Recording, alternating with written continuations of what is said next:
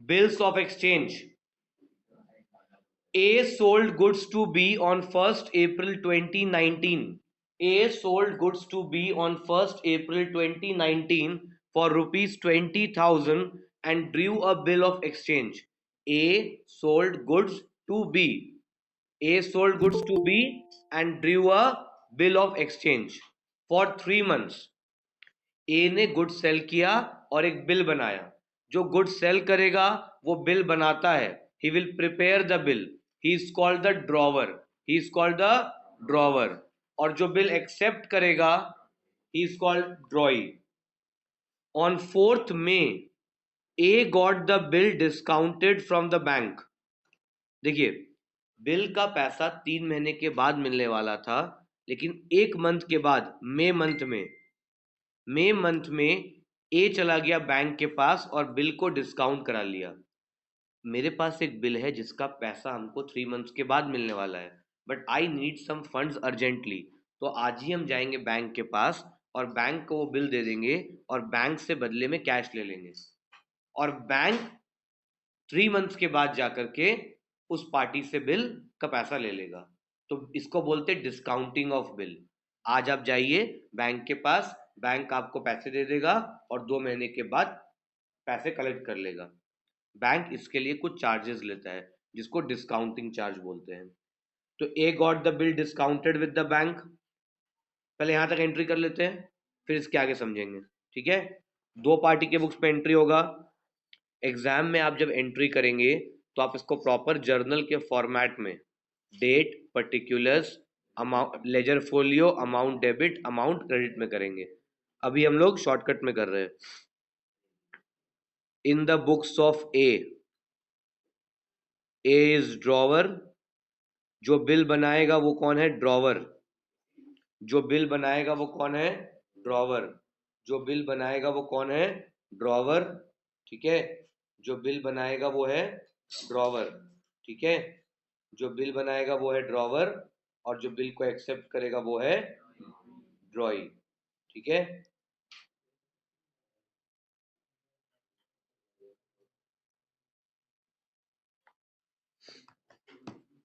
Drawer. सबसे पहले 1 April 2019, 1 April 2019 को A sold goods to B.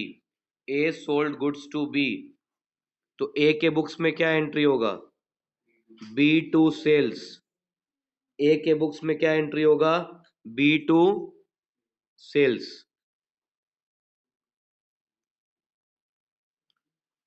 A के बुक में क्या एंट्री होगा? B to sales. Narration being goods sold. Being goods sold. A के बुक्स में एंट्री होगा बी टू सेल्स. ए के बुक्स में होगा बी टू सेल्स. और बी के बुक्स में क्या होगा? Purchases to A. Same narration, being goods purchased. ठीक है, सबसे पहले ए ने क्या किया? गुड सेल किया.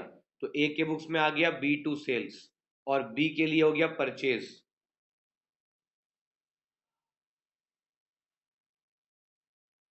उसके बाद आगे बढ़ते हैं.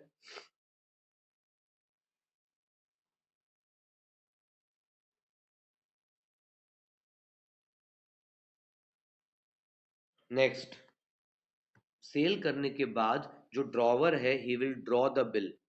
ड्रॉवर के लिए क्या हो गया? Bill receivable. B R account debited. Exam में आप पूरा फुल फॉर्म लिखेंगे बिल रिसीवेबल.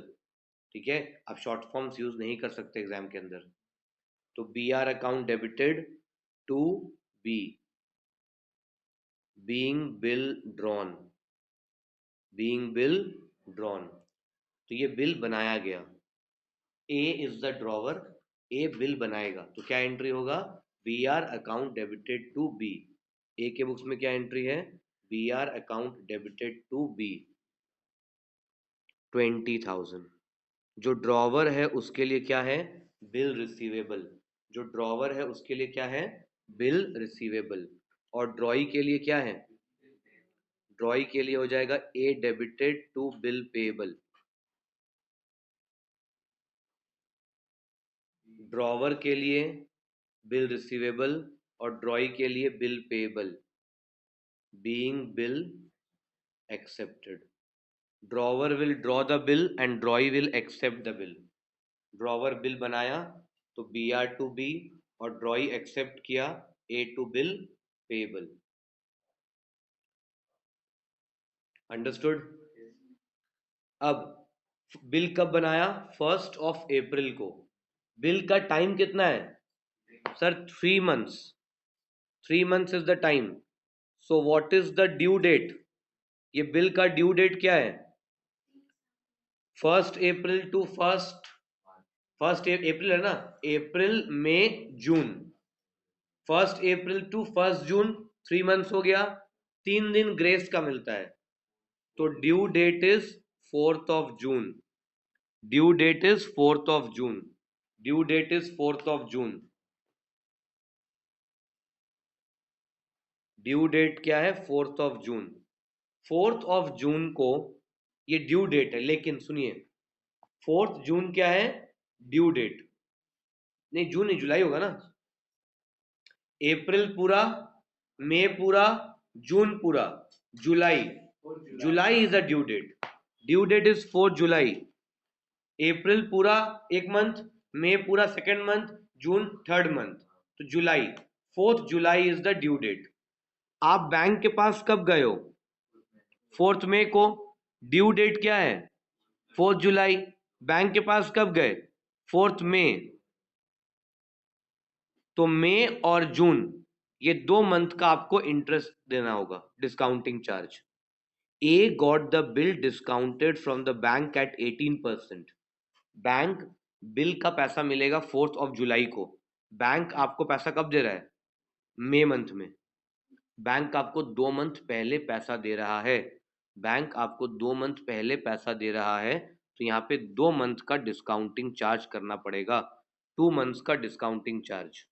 ठीक है, 2 मंथ्स का डिस्काउंटिंग चार्ज है। क्या एंट्री होगा? Bank account debit, discounting charges debit, bank account debit, discounting charges debit to B R. ठीक है, 20,000 का बिल चला गया, ये डेट आपका 4th of May हो जाएगा। 20,000 का बिल चला गया, आप बैंक के पास जाएंगे, बोलेंगे बिल ले लो और मुझे पैसे दे दो। ठीक है, तो बैंक आपसे बिल ले लेगा और आपको पैसे दे देगा। Bank account debit, discounting charge debit to B R. Bank account debit, discounting charge debit to B R. Discounting charges कितना है बताइए, तो यहाँ पे कैलकुलेशन कर लेंगे। 20,000 का 18% है ना? 20,000 का 18% इंटू 2/12। बैंक आपको 2 मंथ पहले पैसे दे रहा है, तो 20,000 इंटू 18% इंटू 2/12, 600 रुपीज बैंक का कमीशन हो गया। Understood Shailesh? 600 rupees is discounting charge, तो बैंक आपसे 600 रुपी डिडक्ट करके आपको पे करेगा। ठीक है, बैंक आपसे 600 रुपी डिडक्ट करके देगा। तो आप डिस्काउंटिंग चार्ज 600, अकाउंट में आएगा 19,400। कितना आएगा? 19,400। 20,000 में से बैंक 600 रुपये डिडक्ट करके आपको 19,400 आ जाएगा। और ड्रॉई के बुक्स में क्या है? No entry. ड्रॉई के बुक्स में नो एंट्री। ड्रॉवर जाके बिल को डिस्काउंट कराए, ही विल फेंक दे, किसी और को दे दे, ड्रॉई को इससे कोई मतलब नहीं है। ठीक है, तो यहां तक समझ में आया सभी को? देखिए, ड्यू डेट में अगर सब अच्छा हुआ तो ठीक है। ड्यू डेट में बैंक वाला जाएगा, बिल दिखाएगा और 20 से पैसे ले लेगा। कितना simple. But on due date the bill was dishonoured. Due date में बी बिल को डिसऑनर कर दिया, मतलब वो पैसे नहीं दिया। बिल किसके पास है सर? बिल बैंक के पास है। बैंक किसके पास जाएगा? देखिए, बिल किसके पास था? सर बिल था बैंक के पास, बैंक पहले जाएगा बी के पास, पैसे नहीं मिले, तो अब बैंक किसको पकड़ेगा? ए को। Bank will chase the drawer. Bank क्या करेगा? बैंक जाकर के ड्रॉवर से पैसे मांगेगा कि देख तुम बिल दिया था, कि जाकर के पैसे ले लेना, हम जा रहे तो वो नहीं दे रहा है, देखो क्या हो रहा है। अब यहाँ पे एंट्रीज क्या होगा? ड्यू डेट कब है? 4 जुलाई को ड्यू डेट है। 4 जुलाई को ड्यू डेट है, तो यहां पर what will be the entry in the books of drawer? Drawer क्या एंट्री करेगा? ड्रॉवर एंट्री करेगा कि बैंक को पे करना है और बी से पैसे लेने हैं। B debited to bank 20,100, 20,100। Drawer entry करेगा कि बैंक को पे करना है। देखिए 20,100 कैसे आया? 100 रुपीज द नोटिंग चार्जेस। जब भी बिल डिजॉनर होता है तो उसके लिए नोटिंग चार्जेस पे करना पड़ता है। ये क्वेश्चन में मेंशन किया रहेगा, आपको सिर्फ ट्रीटमेंट करना है। तो बिल डिजॉनर हो गया तो 100 रुपये चार्जेस लग गया, जैसे आपका चेक बाउंस होता है तो चार्ज लगता है। तो यहाँ पे बी डेबिटेड टू बैंक कि बी से 20 था। ये बिल क्यों हुआ डिसऑनर? Because of B. तो 100 रुपये कौन देगा? बी देगा, गलती उसका है। तुम मेरे को चेक दिया, हम चेक जाके बैंक में डाले, वो चेक बाउंस हो गया, मेरे अकाउंट से पैसा कट गया, हम तुमसे लेंगे। तो B debited to bank. A entry क्या करेगा कि बी से पैसे लेने हैं तो बी को डेबिट करो, और बैंक को पे करना है 20, बैंक को जो क्रेडिट। यहाँ पे नरेशन क्या होगा? Being bill dishonoured and noting charges incurred। देखिए अगर आप नरेशन में पेड लिखेंगे ना, टीचर बोलेगी ये कौन, ये पे, ये तो नहीं पे किया, वो पे किया, ये नहीं पे किया, आप इनकर्ड लिख दीजिए, सबके लिए चलेगा। ठीक है। ड्रॉई, ड्रॉई क्या एंट्री करेगा? ड्रॉई के पास बिल था, अगर ये पैसा देता तो क्या एंट्री करता? बिल पेएबल टू कैश, नहीं दिया, bill payable debit, noting charges debit, bill payable debit, noting charges debit. किसको पे करना है? 20,000 बिल का पैसा, 100 rupee noting charges to A. Noting charge किसका एक्सपेंस है? ड्रॉवर का या ड्रॉई का? Noting charge is a expense of the drawee. सबसे पहले नोटिंग चार्ज बैंक दिया, बैंक ए से लेगा, लेकिन ए बी से लेगा। Ultimately who will bear? B, because ये गलती किसका है? बी का है, तो इसको ही नोटिंग चार्ज बियर करना है। बिल हो गया डिसऑनर, नोटिंग चार्ज पे हो गया। अब रुकिए, कहानी आगे है। एक और मौका देंगे, कोई बात नहीं, एक बार गलती होता है, एक फ्रेश मौका दिया जाएगा। अ fresh bill was drawn payable after 3 months. 3 month के बाद आपको 3 मंथ का और टाइम दे दिया गया। अब बोला एक फ्रेश बिल बनाते हैं, जो पहले जो हो गया भूल जाओ, जितना अमाउंट बाकी है उसका एक फ्रेश बिल बनाते हैं, वो 3 मंथ के बाद पे कर देना, लेकिन 3 मंथ का इंटरेस्ट लगेगा विथ 12% पर एनम। समझ गए?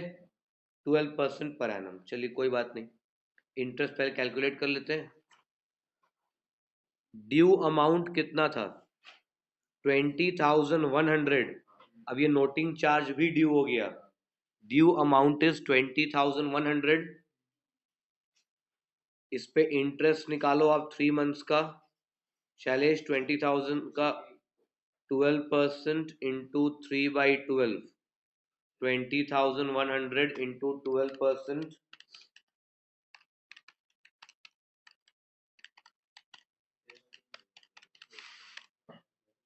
603।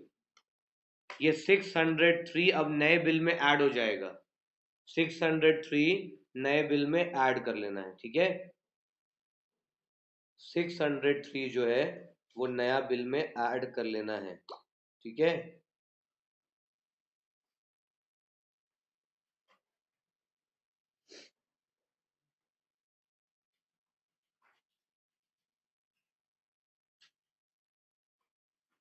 603 न्यू बिल में ऐड हो जाएगा, तो एक नया बिल बनेगा,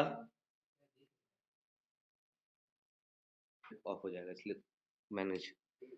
देखिए, जिस दिन यहाँ पे बिल डिसऑनर हुआ वहां पे एक और फ्रेश बिल बनेगा, एक फ्रेश बिल बनेगा together with the interest. Interest is 603, interest है 603, तो नया बिल जो बनेगा उसका क्या एंट्री होगा? B R account debited to B to interest.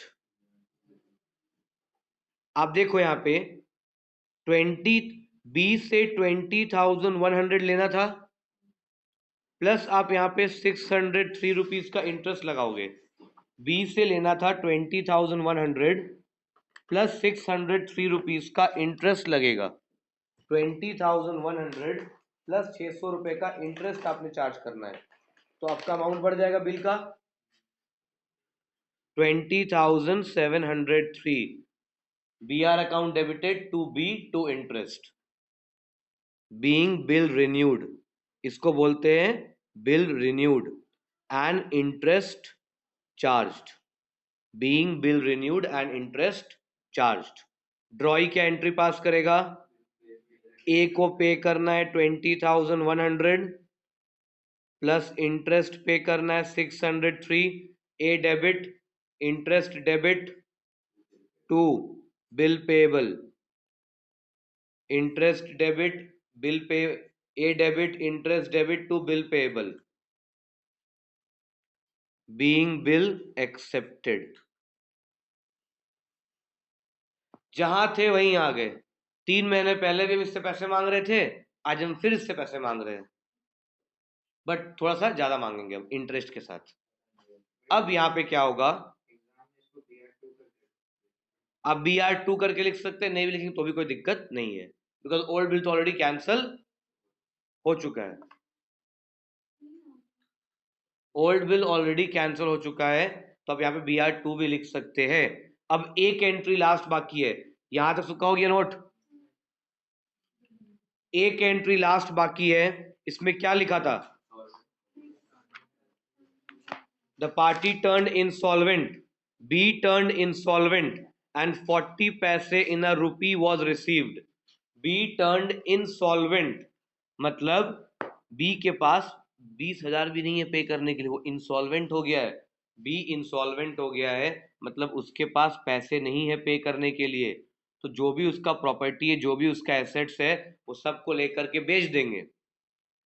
And 40 पैसे इन अ रूपी, 40 पैसे इन अ रूपी का मतलब क्या हुआ? 40%। 40% मिला, जो मिला तो मिला, जो नहीं मिला वो बैड डेप्ट। नया बिल का ड्यू डेट क्या होगा? नया बिल कितने मंथ का था? नया बिल 3 मंथ्स का था, तो 4 जुलाई, जुलाई पूरा, अगस्त पूरा, सितंबर पूरा, अक्टूबर, 4 अक्टूबर, 3 दिन ग्रेस। समझिए मेरा बात, 4 जुलाई को बिल का डेट था, उसके बाद 3 मंथ्स अगर आप जोड़ोगे तो जुलाई कंप्लीट, अगस्त कंप्लीट, सितंबर कंप्लीट, तो 4 अक्टूबर प्लस 3 डेज ऑफ ग्रेस मिलता है, तो 7 अक्टूबर। यहाँ पे क्या एंट्री होगा? बैंक अकाउंट डेबिट,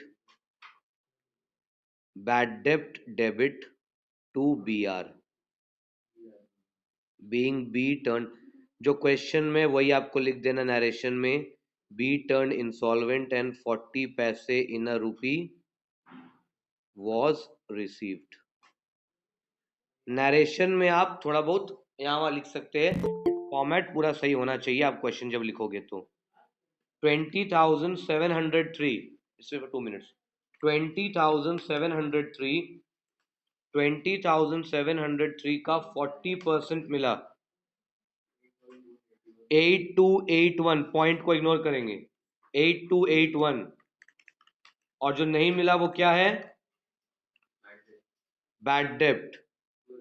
20,703 में से 40% मिल गया, ये बैंक में आएगा, और जो नहीं मिला वो बैड डेप्ट। और यहां पर क्या एंट्री होगा इसके बुक्स में, बी के बुक्स में? Bill payable debit, bill payable है ना, 20,703, bill payable debit to bank to deficiency. जो नहीं पे कर पाया वो क्या है? डेफिशिएंसी। Same narration. ठीक है।